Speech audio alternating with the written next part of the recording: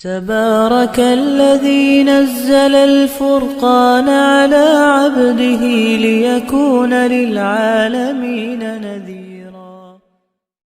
الحمد لله وكفى والسلام على صفوة الأنبياء وعلى آله وأصحابه الأتقياء. أما بعد فأعوذ بالله من الشيطان الرجيم. بسم الله الرحمن الرحيم.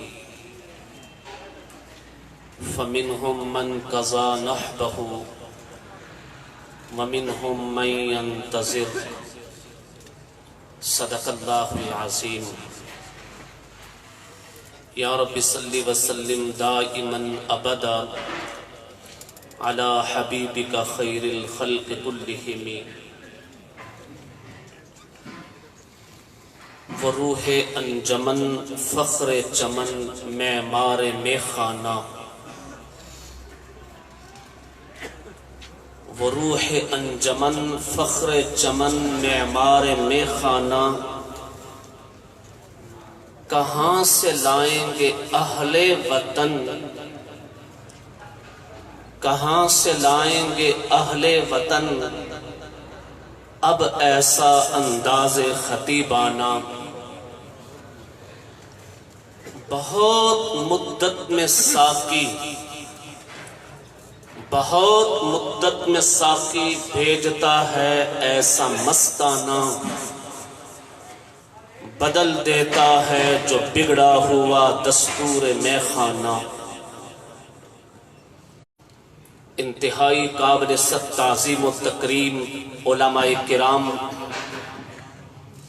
ارباب علم و دانش،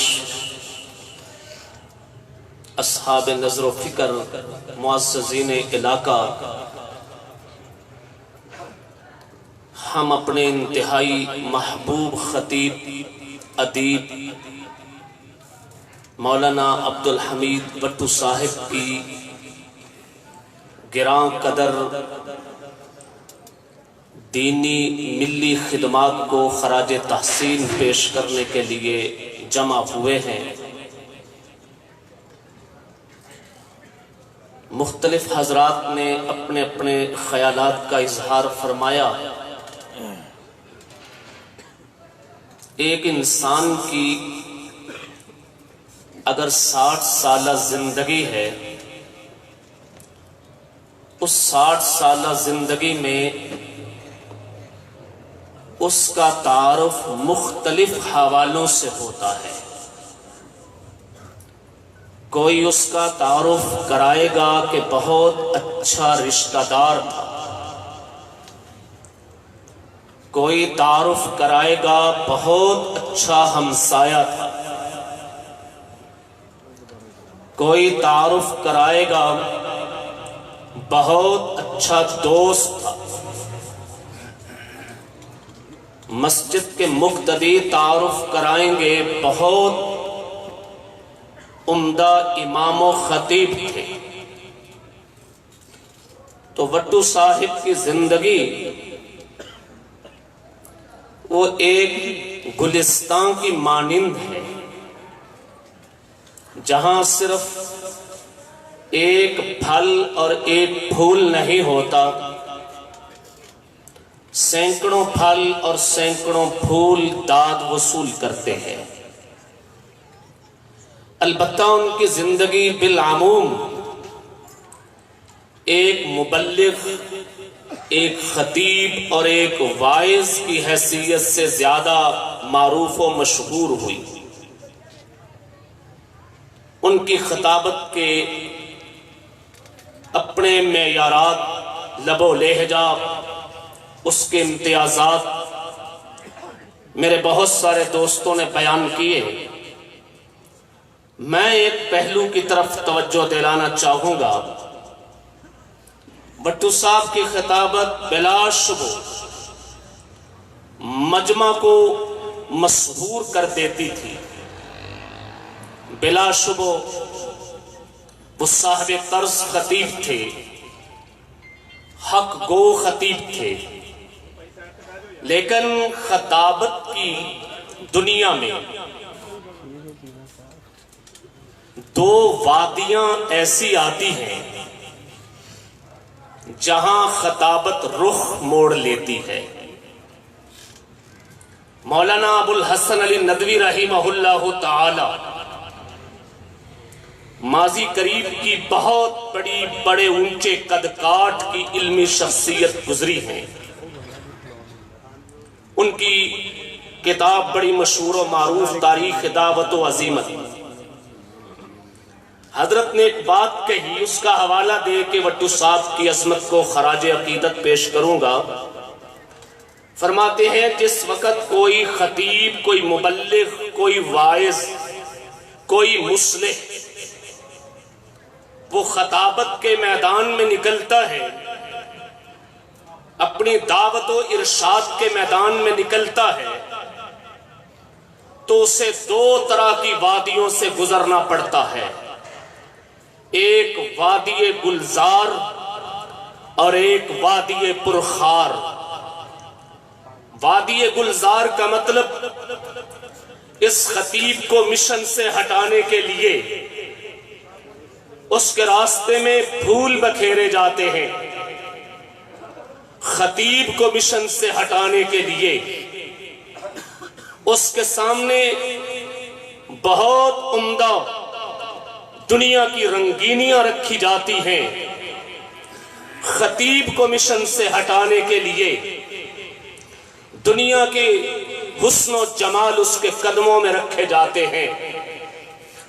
خطیب کو مشن سے ہٹانے کے لیے مولانا ندوی رحمت اللہ علیہ کا جملہ دینے لگا ہوں، اشرفیوں کے توڑے اس پہ برسائے جاتے ہیں۔ اشرفیوں کے توڑے، ایک یہ وادی ہے وادی گلزار، اور اگر وادی گلزار سے وہ گزر جائے، پاؤں کے نیچے راند کے گزر جائے، ٹھکرا کے گزر جائے، اپنے مشن پہ آنچ نہ آنے دے، اپنی منزل سے ایک بال برابر بھی دائیں بائیں نہ ہو، تو پھر دوسری آتی ہے وادی پرخار۔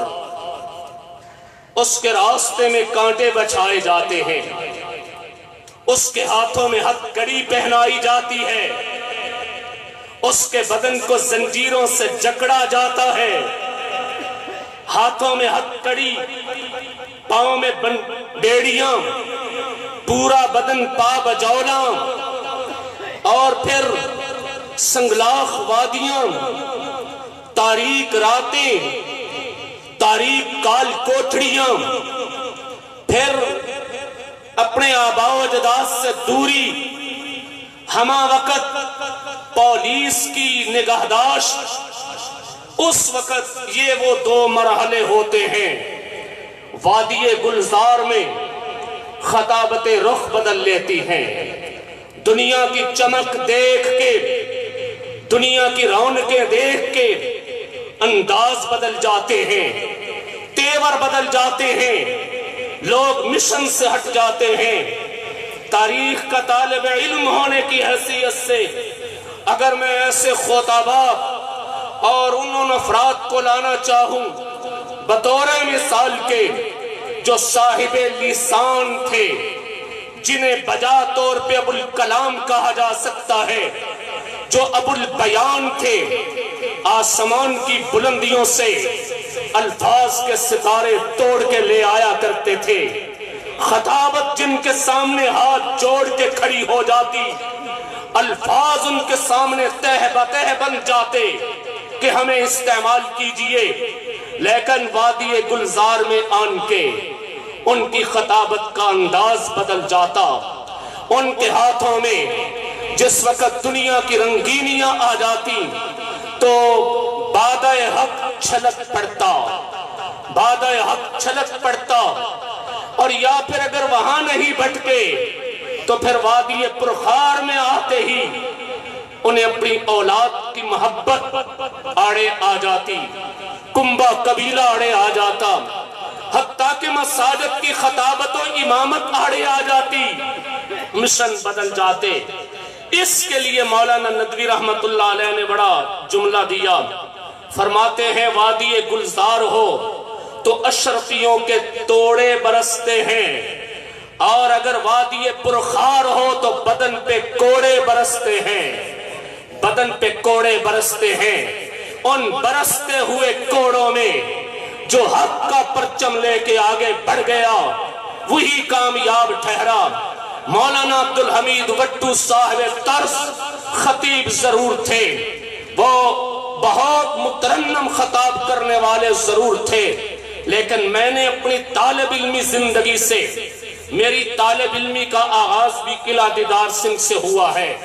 قرآن کریم کی تکمیل میں نے قلعہ دیدار سنگھ، اللہ کریم کروٹ کروٹ کروڑوں رحمت نازل فرمائے میرے استاد محترم حضرت قاری عطا اللہ صاحب رحمہ اللہ تعالی پہ، اور ان کے والد محترم حافظ غلام محمد صاحب رحمہ اللہ تعالی، حضرت مولانا حافظ ذکا اللہ صاحب، یہ میرے شعبہ حفظ کے استاد ہیں۔ تو میں عرض کر رہا ہوں کہ اس زمانہ سے میں نے وٹو صاحب کی خطابت کو سننا شروع کیا۔ ان کی زندگی میں وادی گلزار بھی آئی اور ان کی زندگی میں وادی پرخار بھی آئی۔ اہلیان قلعہ دیدار سنگھ مجھ سے زیادہ جانتے ہیں کہ وہ کہاں اور کب پولیس کے کڑے پہروں میں رہے، کب وہ رات کی تاریکیوں میں پس دیوار زندہ رہے، کب وہ کئی روز تک پابند سلاسل رہے، اور ان کے راستے میں نہ رکاوٹ بن سکے فور شیڈول اور حکومت جابرانہ حکومت کے پرتشدد رویے ان کی خطابت کے رخ کو نہیں بدل سکے۔ اور دنیا کی رنگینیاں آپ جانتے ہیں، یا اس دھرتی سے اٹھ کے یورپ تک پہنچنے والا شخص کون سی رنگینی رہ گئی تھی جو ان کی زندگی میں نہیں آئی، لیکن نہیں بدلا تو ان کا انداز میخانہ نہیں بدلا، انداز خطیبانہ نہیں بدلا، مشن نہیں بدلا، نظریہ نہیں بدلا، سوچ نہیں بدلی، فکر نہیں بدلی، آپ تا دم آخر اسی کے ساتھ قائم و دائم رہے ہیں۔